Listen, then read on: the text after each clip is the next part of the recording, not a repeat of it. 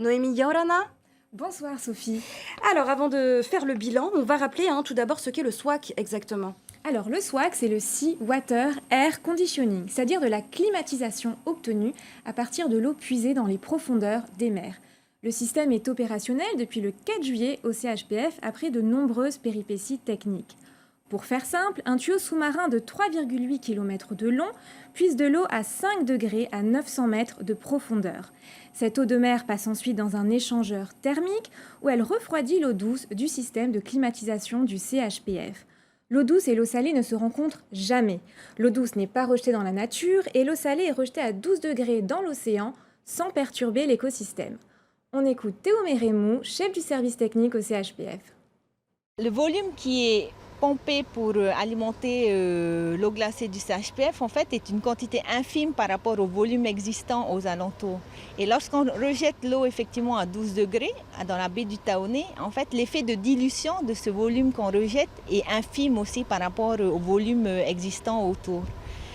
Donc les études d'impact qu'on a menées au début du projet, en fait, nous montrent que l'impact du SWAC n'a aucun, aujourd'hui, le SWAC n'a aucun impact en fait sur son environnement. Voilà, un système de climatisation très novateur, on vient de le voir, mais qui n'est pas nouveau au Fénois, Noémie. Oui, tout à fait Sophie. 2 autres SWAC ont précédemment été installés pour climatiser des hôtels à Tetiaroa et Bora Bora. Et dans les Outre-mer ou même en France, il faut savoir que seule la Polynésie dispose aujourd'hui d'un SWAC. L'île de la Réunion devrait cependant en avoir un d'ici 2023. Alors en quoi ce système de climatisation est-il finalement plus performant et surtout plus vertueux pour l'environnement ?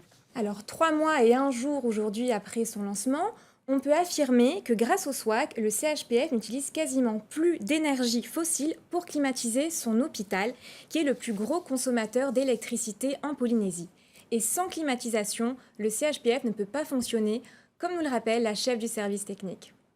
Le CHPF doit être refroidi tout le temps, puisque la majorité de nos activités médicales ne peuvent pas fonctionner sans climatisation. La chaîne du laboratoire, nos blocs opératoires, notre IRM, nos scanners, nos équipements de radiothérapie, notre gamma caméra. Donc le froid est nécessaire à l'activité du CHPF. Donc, cette part énergétique de la climatisation est la plus pénalisante pour le CHPF, puisqu'auparavant, elle représentait 40% de la consommation électrique du CHPF.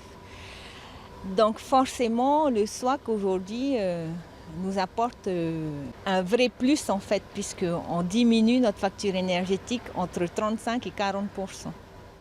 Alors l'installation du SWAC au CHPF a permis de réduire de 2% les besoins en électricité de toute l'île de Tahiti, soit l'équivalent de 27 millions de kilomètres parcourus en voiture. Et il permet une économie de près de 300 millions de francs d'électricité. D'ici 15 ans, le chantier qui a coûté 3,7 milliards de francs devrait être rentabilisé. Je précise tout de même que les anciens groupes froids de l'hôpital qui assuraient la climatisation sont entretenus et conservés en cas de secours.